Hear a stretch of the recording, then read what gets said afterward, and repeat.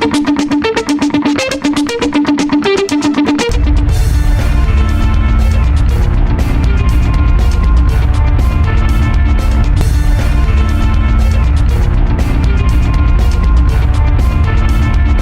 for a long time, there was a mindset amongst the customer base and the community. Well, if everything's fully natively integrated, integration is a big problem. We don't want to deal with the disparate software, and so Infor has built that in Cloud Suites, but with a recognition that if you do that, it can't be completely one size fits all. So while they've successfully integrated, produced Cloud Suites out there with all the bells and whistles you would need in one system, they haven't built it in a sense that it's probably the best way to put it. Could a car factory probably be converted to build tanks, or could a warehouse somewhere be converted to distribution? Yes, but that's not primarily what they do. So the software system that's made for one isn't across the board the same. It needs to be specific to those areas of the business that are different, that's germane to that business and that particular industry. And so Infor made the decision, rightfully so, that between that and micro verticals underneath, we need to ensure that there's functionality and software that is unique and capable of handling those.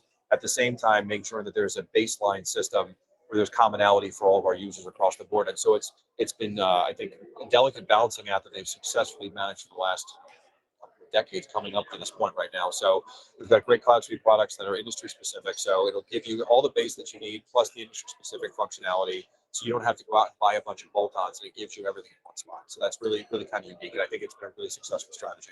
Right. It's very cool. Well, I appreciate you taking the time here today. I know you're right in the middle of stuff right now, and I appreciate you doing it. Yes, it's so much great news. Yeah, thank you. Yes, enjoy the rest of the conference too. Thanks.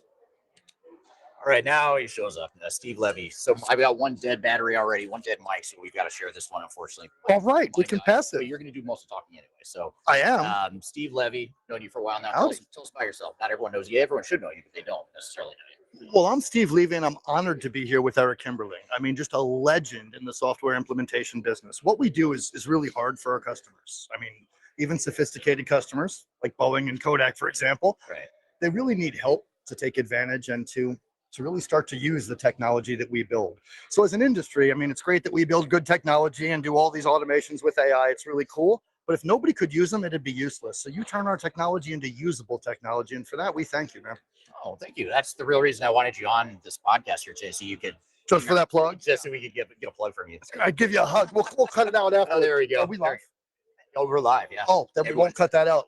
Dozens of people just saw that. So. Amazing. Dozens of people. Threes of people are fixated by our conversation. Yes. So tell us about. You've been doing this a while at Infor, especially. Tell us about the evolution of Infor. What are you excited about? What pivots do you see happening right now that we're learning about here today? What are you most excited about? Well, the industry AI agents are really exciting. The ability for the computer to actually be an assistant and to help you get stuff done faster instead of to just be a repository of the stuff that we as users put into it is really exciting to me. And I think it'll be really exciting to our users. But as we mentioned, they have to adopt it first. Once they adopt it and start using it, and there's a real concern there. I mean, I do think that a lot of users are afraid of obsolescence. They're afraid that these agents will be automated and replace their usefulness. They will not. They will simply make you more efficient and able to get so much more done with the same staff you have today. So that's what excites me the most. Yeah. Yeah. Now, what do you think about, I've asked a few people this question now. Curious to get your take. This whole trend towards composable ERP, in other words, not one size fits all. And some, there's merit in both arguments here, both sides of the equation. You've got call it the SAP and NetSuite approach, where we've got our flagship solution, and that's the one you're going to get. And if you're not on that one, you're not going to get all the innovation, all that stuff. And then there's the other extreme, which is total best of breed, where I just go out and find a bunch of different technologies that happen to work together. And then Infor is sort of in the middle, maybe leaning more towards that latter direction. How do you see Infor fitting in when it comes to the whole composable ERP versus single, unified, integrated ERP debate? It will probably never get resolved, by the way. It will not. So my perspective is probably different than the other people at Infor because, as you know, I'm crazy. I think that's the real differentiator. That's why I wanted to be on this. Exactly. Glad to be here. I believe that the entire conversation about composable ERP is because nobody wants to change ERPs.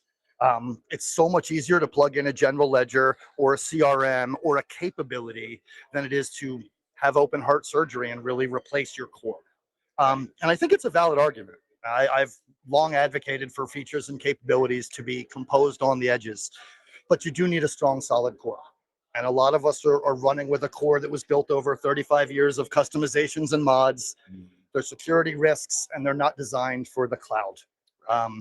So I do think the conversation is really valid. I think it's dangerous for those that are on premise to look at a purely composable solution without making sure that their existing architecture is secure. Yeah. Because the future is going to have some cybersecurity risks in it. I think that on-premise software is marking time towards security risks. Our users, while resistant to adopt technology, are very, very likely to click on links generated by AI to incentivize them to click. Please click here. Somebody needs your help. Your company needs this. The impersonalizations, like, it's getting really easy to start to fish people and get them to click. And that makes the on-premise systems highly more vulnerable than they ever were before. Yeah. Now I know you're involved quite a bit on the business development side too. So you're seeing customers before they're customers in many cases, and you're working with the sales teams that do that as well. Are you guys intentionally trying to pick up any of the legacy ERP customers, like for example, SAP, Microsoft, or someone's implementing NetSuite, but that's just for financials. They need a distribution solution or a manufacturing solution or whatever to sit on top of that. Are you guys going after that market with the Velocity toolset, or are you still trying to stick to, we're primarily an ERP company that happens to do the AI and integration platform type stuff? Working with both the sales team and the customer success team, we're so busy. I don't know that we're actually going after people per se. We're not out there pursuing opportunities actively. They're just falling towards us. Right. So we are finding a lot of the competitor systems are coming our way. We have an amazing warehouse management system. So specifically, a lot of the SAP users are coming to us for WMS these days. I don't know that it's actually us pursuing them or them just coming to us because the products are so good that they're really getting a life of their own. Yeah. We've long been the innovator's choice. Now we seem to be getting some mainstream adoption. It's probably my fault. Let's say that I have been pursuing this and I'm rounding that corner for us, but I don't know that it's true. I think that just good quality and meritocracy, when you create good products that create value for your customers, they talk about it. They brag to their friends, and then their friends call us up. Yeah. Well, I see too, Infor seems to fit really well, at least with our client base. And we're not affiliated with Infor, as many people watching know. We're not affiliated with Infor or anywhere else. But when we do see Infor fit well, it's usually the types of organizations that are complex, diverse, global. They need a certain amount of flexibility. They want that single integration, or they want that, I don't want to say single integration, but they want that integrated solution, single source of truth, solid analytics, all that stuff. But they also want the flexibility operationally. And it seems like that's where you guys really thrive and compete well. It's counterintuitive that we're both really good at enforcing a target operating model and being flexible enough to know when to deviate. But oddly, that is the market segment that we're satisfying, is we're finding that large companies today have areas of their business that are highly regulated and need full compliance. Yeah. They also have boutique holdings in their operating companies that kind of need flexibility, and their go-to-market has been being the easy person to do business with in their region. And I feel that we're the only software company that really serves both sides of those market segments. And maybe that's why the middle's coming our way these days, because we have both extremes already handled. Yeah, absolutely. Cool. What else should people know as they're thinking about Infor or any other ERP solution for that matter? What's the one piece of advice you'd leave the audience with here?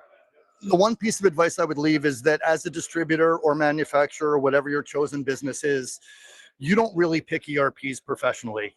Guys like me will sing the praises of Infor. Guys like me at SAP will sing the praises of SAP.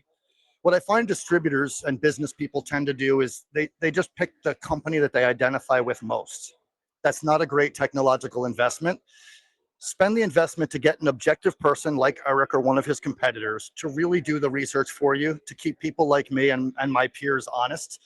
We are honest and we have integrity, but we also accentuate the positive, and Eric makes sure to cut through that bull poop. Is that what we call it when we're live? It's a technical term. But Technical term. Yeah, well, thanks a lot, Steve. Really appreciate you being here today. And it was great to, always good to chat with you, and enjoy the rest of the conference. And we might get you back on camera again later tonight.